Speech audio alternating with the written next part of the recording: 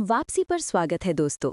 आज रात हम बात करने वाले हैं Demon Slayer Kimetsu no Yaiba Infinity Castle 2025 की। इसके डायरेक्टर हैं हारुओ सोटोजाकी और हिकारू कोंडो।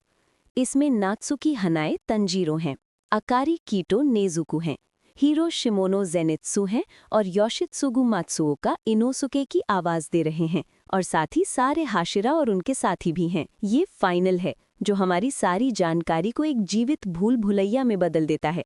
आगे जो कुछ होने वाला है वो सब कुछ बदल कर रख देगा। इस कैसल में कदम रखने से पहले आपको कुछ बातें जान लेनी चाहिए।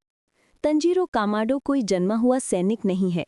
वो एक दयालु इंसान है, एक कोयला बेचने वाला लड़का जो अपने परिवार के साथ रहता था।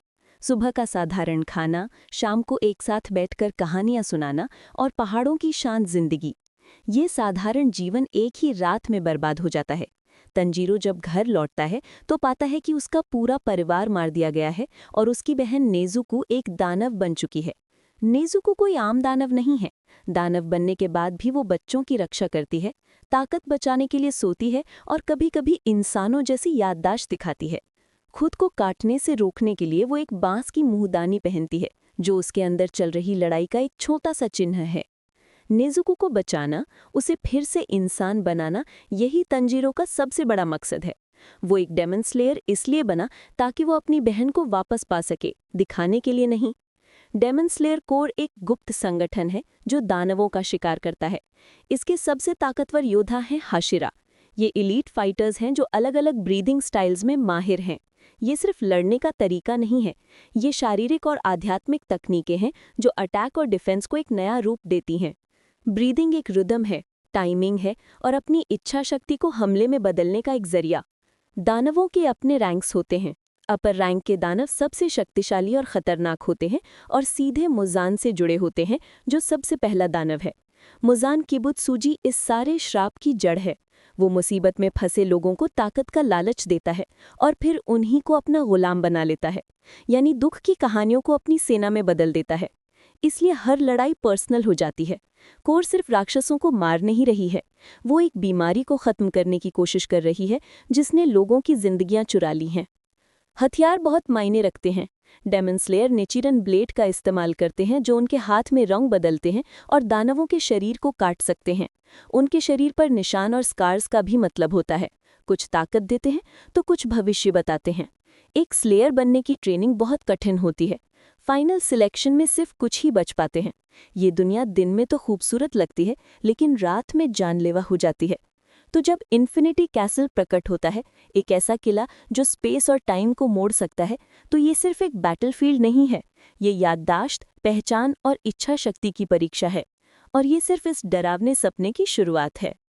ये फिल्म शुरू होती है एकदम सन्नाटे से, वैसी खामोशी जहां हर छोटी आवाज, एक चरचराहट, एक सांस बहुत बड़ी लगने लगती है। फिर एक एकल पदचाप, थप। कैमरा आपको एक ऐसे कॉरिडोर में ले जाता है जो सीधी लाइंस का पालन नहीं करता। लालटेन टिमटिमाती हैं, परछाइयां स्याही की तरह फैलती हैं। दरवाजे ऐसी जगहों पर हैं जहां नहीं होने चाहिए। ऐसा लगता है जैसे पूरी जगह सुन रही है। हम कोर के साथ चलते हैं जो इस भूल भुलैया में रोशनी के धागों की तरह घूम रहे हैं।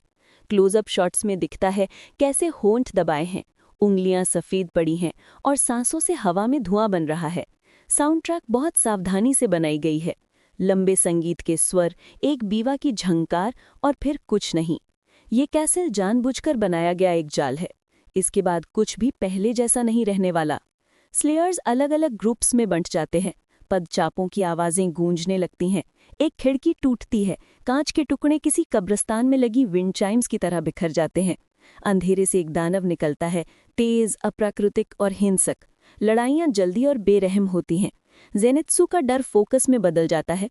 उसकी लाइटनिंग स्ट्राइक्स अब एक सर्वाइवल रिफ्लेक्स लगती हैं। इनोसुके जंगली जानवरों जैसी ऊर्जा के साथ हमला करता है, दांत, ब्लेड और गर्जना। हाशिरा तूफान की तरह चलते हैं, नियंत्रित और अपरिहार्य। हर टक्कर एक छाप छोड़ जाती है, एक चीख, खून की गंध, रोशनी में तैरते धूल के कण। कैमरा इसकी कीमत छुपाता नहीं है। लड़ाई के बाद खामोशी वापस आती है, पहले से भी ज्यादा भारी। उसके बाद जो आने वाली सच्चाई है वो उनकी किस्मत हमेशा के लिए बदल देगी। इस कैसल को समझने के लिए आपको इसके केंद्र में बैठे आदमी मुजान किबुत्सुजी को समझना होगा। वो बस एक ताकतवर दानव नहीं है, वो इस सब की शुरुआत है। उसका मकसद है बिना किसी सीमा के जीवित रहना। वो दूसरों की कमजोरी का फायदा उठाकर उन पर अपनी इच्छा थोपता है और उन्हें ताकत का एक जहरीला तोहफा देता है। वो लोगों को निशाना क्यों बनाता है? क्योंकि इंसान उसके लिए भोजन और औजार दोनों हैं। वो निराशा को आज्ञाकारिता में बदल देता है। उसके तरीके साधारण और राक्षसी दोनों हैं, फुसलाना, बीमारी फैलाना, हिंसा करना। इन्फिनिटी कैसल में वो साइकोलॉजिकल वेपन्स जोड़ता है, वो म्यूजिक जो कमरों को बदल देता है, रोशनी के ट्रिक्स जो आपको अपनी ही इंद्रियों पर शक करने पर मजबूर कर देते हैं, और वो हूबहू एक जैसे कॉरिडोर्स जो आपसे समय की समझ ही छीन लेते हैं। इसके सिंबल्स बहुत मायने रखते हैं। कैसल में लगे शीशे, गलत दिशा में घूमती घड़ियां और बार बार सुनाई देने वाली बीवा की आवाज़, ये सब कंट्रोल के रिचुअल्स हैं। ये कैरेक्टर्स की रिदम और याददाश्त दोनों छीन लेते हैं। गहरे स्तर पर मुजान भ्रष्टाचार का प्रतीक है। एडिक्शन, वो सत्ता की भूख जो इंसान की पहचान को खा जाती है। अगला मोड़ उनकी हर उस बात को उलट देगा जिस पर वो विश्वास करते हैं। एक्शन के नीचे ये फिल्म कुछ असल सवाल पूछती है। क्या होता है जब सरवाइव करने के लिए आपको क्रूर बनना पड़े? उन लोगों का सम्मान कैसे करें जिन्हें राक्षस बना दिया गया है?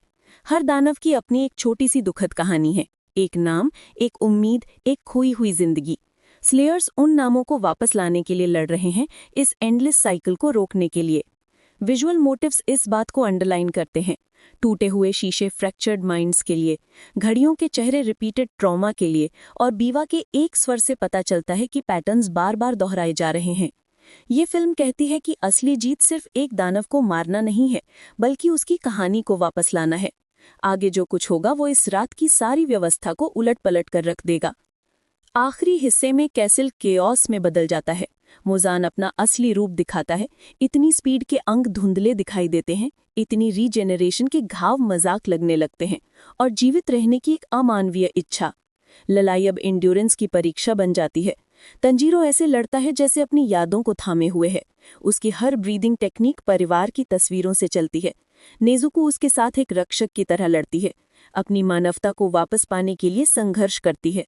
साथ ही गिरने लगते हैं, हवा में धुआं और खून की गंध भर जाती है।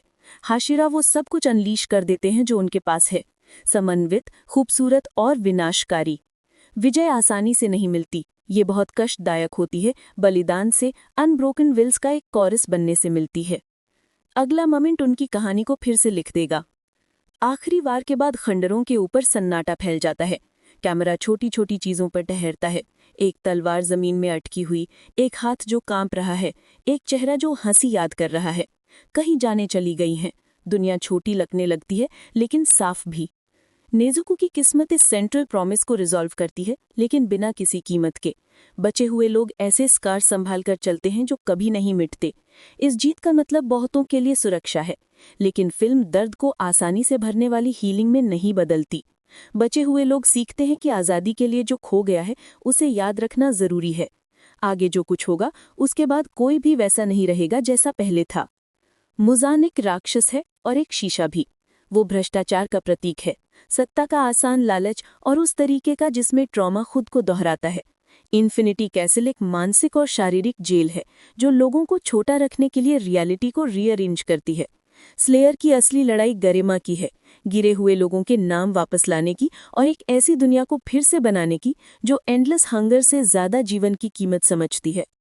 फिल्म की धड़कन सरल है, हिम्मत करने की कीमत होती है, लेकिन इसका महत्व होता है।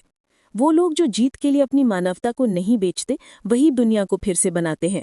यही वो मैसेज है जो क्रेडिट्स के बाद भी आपके साथ रह जाता है, और फिर असली परीक्षा शुरू होती है। अगर ये आपकी इन्फिनिटी कैसल की पहली यात्रा थी तो स्वागत है, और अगर आप दोबारा देखने आए हैं तो शुक्रिया। मुझे बताइए कौन सा मोमेंट सबसे ज़्यादा दिलचस्प लगा, कमेंट में ज़रूर बताएं। अगर ये ब्रेकडाउन आपको पसंद आया तो लाइक करें, और ऐसे ही लेट नाइट फिल्म डिस्कशंस के लिए सब्सक्राइब कर लें। लाइट्स कम रखिए और क्यूरियोसिटी ज़ोरदार, क्योंकि अगली कहानी उनकी ज़मीन हिला देगी।